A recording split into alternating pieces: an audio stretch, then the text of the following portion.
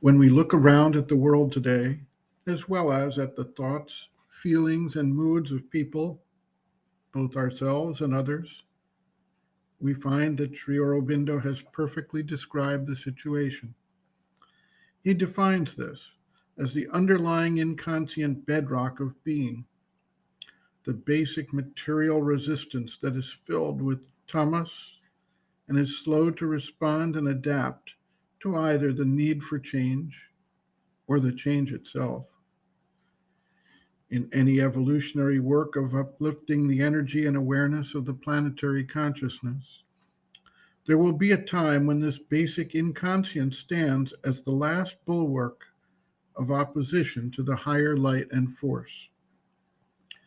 All the fixed habits of response acquired through countless millennia of existence are rooted there and believe they have the right to be there and are the correct response to the energies of the world without recognizing the need for change and the drive to evolve. When we speak about the dog eat dog world, the survival of the fittest, and the law of the jungle, we illustrate the way this inconscient level responds to life. Basic drives, the desire for food, safety, domination, sexual gratification, power, and the responses of anger, fear, aggressive pecking order behavior all find their support at this level. There is also a long habit of reaction to stimuli that is virtually automatic at this level. And without conscious recognition and intervention, it just takes place instantly whenever the designated stimuli appear. Before we know it, we are doing things that our conscious mind and intelligence may abhor. And later, we reflect and regret, and do not necessarily recognize that this is the age-old tamasic basis of existence in this world that does not belong to us individually, but which underpins us all collectively until we finally break through and effectuate change at this level.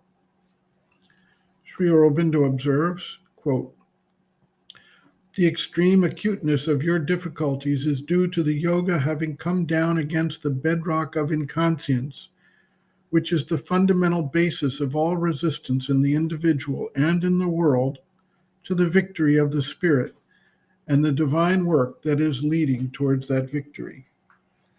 The difficulties themselves are general in the ashram as well as in the outside world. Doubt, discouragement, diminution or loss of faith, waning of the vital enthusiasm for the ideal, perplexity, and a baffling of the hope for the future are the common features of the difficulty. In the world outside, there are much worse symptoms such as the general increase of cynicism, a refusal to believe in anything at all, a decrease of honesty, an immense corruption, a preoccupation with food, money, comfort, pleasure, to the exclusion of higher things, and a general expectation of worse and worse things awaiting the world. All that, however acute, is a temporary phenomenon for which those who know anything about the workings of the world energy and the workings of the spirit were prepared. I myself foresaw that this worst would come, the darkness of night before the dawn. Therefore, I am not discouraged. I know what is preparing behind the darkness and can see and feel the first signs of its coming.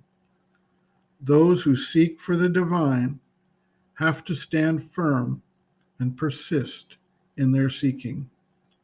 After a time, the darkness will fade and begin to disappear, and the light will come." End quote. Reference, Sri Aurobindo, Integral Yoga, Sri Aurobindo's Teaching and Method of Practice, Chapter 9, Transformation of the Nature, the Inconscient, pages 268 to 269.